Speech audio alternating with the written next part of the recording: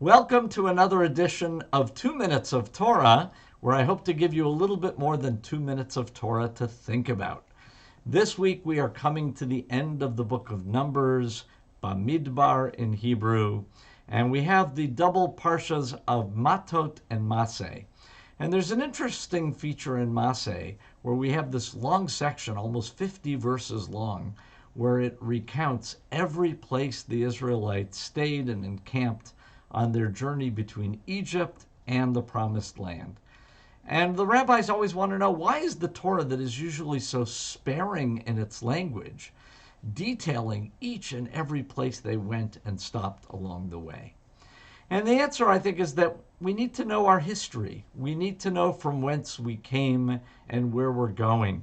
And having that list is very valuable. Just like when we take a trip, and God willing, may we be able to take trips and travel again soon, we always like to record where we've been and take pictures, etc. So in the Torah, we recount all of these places where the Israelites stayed on their journey.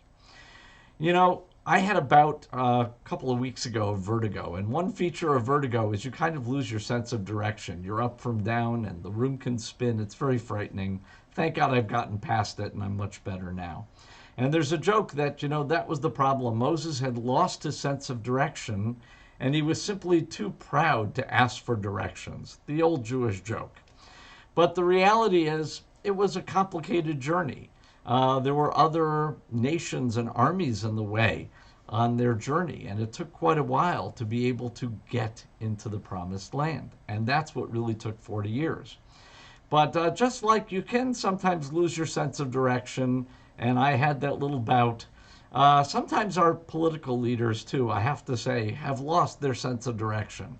I mean, what is going on? It is clear we understand that wearing a mask makes for a healthier population. And in fact, if everybody would just be vigilant about wearing a mask whenever they leave their house, hopefully the cases would go down and we'd be able to return to life as normal much more quickly than we would otherwise.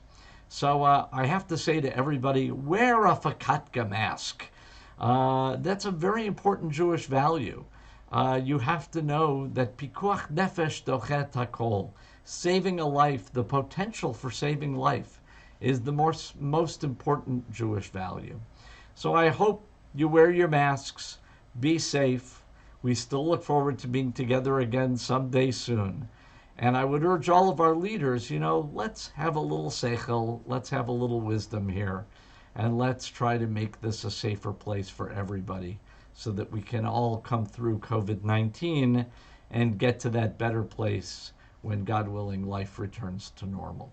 I wish you all a Shabbat Shalom.